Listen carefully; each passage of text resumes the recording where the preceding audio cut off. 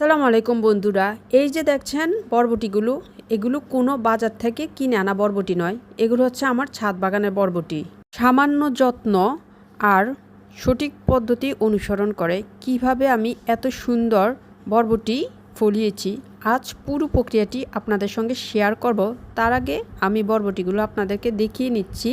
আমি শুধু 10 মিনিটে এবার বরবটিগুলো পেরে এনেছি শুধু আজকের দিনের। চলে এসেছি গ্রো উইথ রিভা থেকে আমার ছাদ বাগানের বরবটিগুলো আপনাদের সাথে শেয়ার করা। ভিডিও শেষ পর্যন্ত থাকলে জানতে পারবেন কোন মাটি ব্যবহার করেছি, কিভাবে পরিচর্যা করেছি, আর কোন ছোট ছোট টিপস এই দারুণ ফলনের পিছনে সবচেয়ে বেশি কাজ করেছে। চলুন তাহলে শুরু করা যাক। তার আগে সবাইকে স্বাগতম জানাচ্ছি আমার ছাদ বাগানে, আমার চ্যানেলটি গ্রো উইথ রিভা। আর এই চ্যানেলটি অবশ্যই সাবস্ক্রাইব করে রাখবেন পরবর্তীতে এমন আরও ভালো ভিডিও পাওয়ার জন্য। অবশ্যই পাশে থাকবেন, আর আপনাদের একটা কমেন্টস আমাকে আরও নতুন নতুন ভিডিও উপস্থাপন করার জন্য অনেক বেশি আগ্রহী করে তোলে। আপনাদেরকে দেখাবো আজকে আমার ছাদ বাগানের সব বরবটি। বিশ্বাস করবেন কিনা জানি না, কিন্তু অল্প সময়ে অল্প একটু যত্নে আর সঠিক পরিচর্যায় এই গাছগুলো আমাকে এত সুন্দর ফলন দিয়েছে। বাজার থেকে বরবটি কেনার প্রয়োজন একদমই নাই, কখনো বাজার থেকে বরবটি কিনতেই হয় না। এই ভিডিওতে আমি দেখাবো কিভাবে গাছগুলো বড় করেছি, কি পরিচর্যা করেছি, কোন সার ব্যবহার করেছি, আর কিভাবে দীর্ঘদিন ধরে গাছ থেকে টানা বরবটি সংগ্রহ করছি। এই ভিডিওটি শেষ পর্যন্ত অবশ্যই দেখুন। আশা করি আজকের ভিডিও থেকে এমন কিছু টিপস পাবেন যা আপনার ছাদ বাগান বা বাড়ির ছোট্ট বাগানকে দারুণ কাজে লাগবে আপনার ছোট্ট বাগানের জন্য। তাহলে চলুন আরও ডিটেলসে আপনাদেরকে দেখাই এবং সব কিছু খুব ডিটেলসে আমি বলি। এই সুন্দর সুন্দর বরবটিগুলো আমি কিন্তু শুধু আজকে না, প্রতিদিন আমি এগুলো কালেক্ট করছি আর মজা করে খাচ্ছি।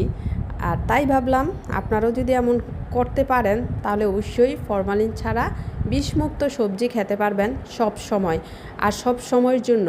আমার কিন্তু তেমন আগের ভিডিওগুলোতে আমি দেখিয়েছি আপনাদেরকে, আমি তেমন কোনো পরিচর্যা ছাদের করি না। আমার বাগান কিন্তু অগোছালো, আর আমি কিন্তু বরবটির জন্য কোনো মাচা ব্যবহার করি নাই। এখন যারা আপনার কৃষক যারা, তারা একদম প্রচুর ফলনের জন্য যে বরবটি করে থাকে, বিক্রির জন্য যে বরবটি করে থাকে, সেগুলোতে মাচা দিয়ে থাকে আর বিভিন্ন ধরনের রাসায়নিক কীটনাশক অনেক কিছু ব্যবহার করে থাকে। তার উপর বাজারে নেওয়ার পরও এগুলোতে অনেক কীটনাশক জাতীয় ওষুধ দিয়ে থাকে, প্লাস পানি দিয়ে 3-5 দিন 10 দিন এমন রেখে তারপরে বিক্রি করে। কিন্তু যদি একবার ছাদে এভাবে ফলাতে পারেন বরবটি, তাহলে আপনাদের ওই সব বাজারের এসব পচা বাসি অনেক দিনের ব্যবহার করা অথবা কীটনাশকযুক্ত সার ব্যবহার করা বরবটি আপনাদের খেতে হবে না। দেখতেই পাচ্ছেন আমি সুন্দর সুন্দর বরবটিগুলো তুলে নিচ্ছি আমার এই ছাদ বাগান থেকে, নিচে থেকে। এখানে আমার একটা মেহেদি গাছ ছিল, এই মেহেদি গাছের উপর সব বরবটি ঝাপটে ধরে, আর তারপর আমার বরবটিগুলো হচ্ছে একদম নিজেই। আমি কিন্তু কোনো কিছুই করি না, শুধু এসে পানি দিয়ে যাই।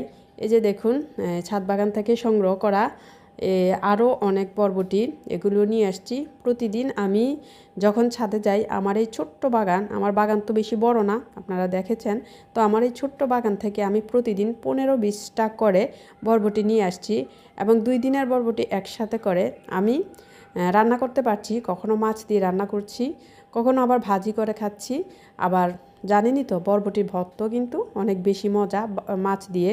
আজকে মিষ্টি কুমড়া টপের এনেছিলাম, তাই সেটাও আপনাদেরকে একটু দেখাচ্ছি। আমার মিষ্টি কুমড়া কীভাবে আমি ফলিয়েছি সেটারও ভিডিও আছে একসাথেই সবগুলো।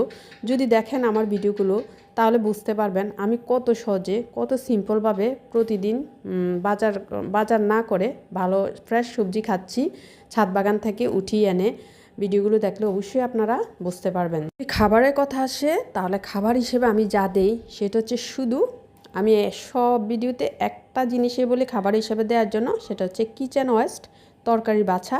সেগুলো ভিজিয়ে রেখে, একদিন ভিজিয়ে রেখে তারপর ওইটার সাথে পরিমাণ মতো পানি মিশিয়ে গাছের গোড়াতে দিয়ে দিলে ভালোভাবে, তাহলে গাছ সুন্দর সতেজ হয়। আর গাছগুলো এমন পরিবেশ দেওয়া দরকার গাছগুলোর জন্য, ছাদে তো এমনিতেই সারাদিন প্রচুর রোদ থাকলে প্রচুর রোদ লাগে, আর প্রচুর রোদ যেই সাইডে লাগে ওই সাইডে যদি না লাগিয়ে যেখানে আপনার সকালে রোদ লাগে মানে 12টা 1টা পর্যন্ত রোদ লাগে, তারপর আর রোদ যায় না, ওই সাইডের সবজি ওই সাইডের গাছপালাগুলো সবজি বিশেষ করে বেশি হয়, ভালো হয়।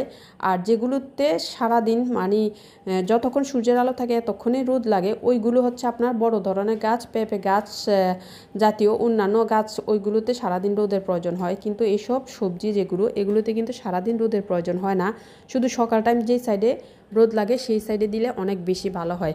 খাবার থেকে কিন্তু গাছের জন্য বেশি ইম্পর্ট্যান্ট হচ্ছে একটা পরিবেশ বলতে মানে আপনার যেখানে রোদ লাগবে, বৃষ্টির পানি পড়বে, তার উপর সারাদিন কড়া রোদের ভিতরে না, একটা সময় রোদ লাগে এমন জায়গাগুলোতে যদি গাছ লাগাতে পারেন, সবজি চাষ করতে পারেন, তাহলে অনেক বেশি সুন্দর সবজি হয় এবং কোনো যত্ন প্রয়োজন হয় না।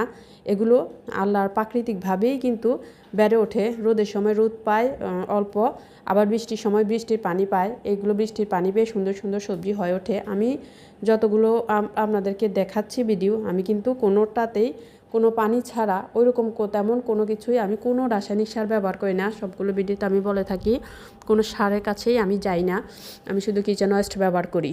প্রায় প্রতিদিনই তো আমরা এটা সেটা কাটাকাটি করি। এগুলোর যত ধরনের কিচেন ওয়েস্ট আছে, মাছ আছে, আলু বলেন, শিম বলেন, পটল বলেন, যত ধরনের ছোলা আছে, তারপরে আপনার যখন যে ফল খান ফলের খোসা সবগুলো একসাথে জমিয়ে, পেঁয়াজ রসুনের খোসা, কলার খোসাতে কিন্তু প্রচুর পরিমাণে নাইট্রোজেন, ফসফরাস, ক্যালসিয়াম এগুলো আছে। আর কলার খোসার ভিজানো পানি সব গাছের জন্য খুবই উপকারী। আরেকটা উপকারী জিনিস হচ্ছে ডিমের খোসা অনেকগুলো ডিম একদম জমা করে, তারপরে এগুলোকে গুঁড়ো করে ব্লেন্ড করে, তারপর যদি খোসা গাছের ভিতর দিতে পারেন তাহলে সেটা অনেক সারের চেয়েও বেশি কাজ করে। এই গাছের জন্য এই কয়েকটা জিনিস যদি মেনে চলেন, এই টিপসগুলো যদি আপনারা অনুসরণ করেন, তাহলে আপনাদের গাছ অনেক সুন্দর হবে, আপনাদের কোনো যত্ন করতে হবে না, কোনো কিছুই করতে হবে না। আমি সবগুলো ভিডিও আমি আগেও বলছি, আমার অনেক গাছ আছে, আপনারা চাইলে দেখে নিতে পারেন। আমার ইনডোর প্ল্যান্ট আছে, আপনারা যদি বলেন আমি ইনডোর প্ল্যান্ট সম্পর্কেও ভিডিও তৈরি করতে পারি। আর এখন এগুলো হচ্ছে সবজি। ভিডিওটি দেখে আপনাদের মূল্যবান মতামত অবশ্যই জানাবেন, সে অপেক্ষাতেই কিন্তু আমি থাকি। ভিডিও দেওয়ার পরে কিন্তু আমি চেক করি আমার ভিডিওগুলোতে কতটুকু রেসপন্স আসলো, কে দেখলো না, আমার কিন্তু ওইটা ঠিকই স্মরণ থাকে। আর ওইগুলো থেকেও কিন্তু মূলত উৎসাহটা পাই আমি আমার নতুন ভিডিও, নতুন টিপসগুলো আপনাদের সাথে শেয়ার করার জন্য। তাহলে সবাই ভালো থাকবেন, আল্লাহ হাফেজ।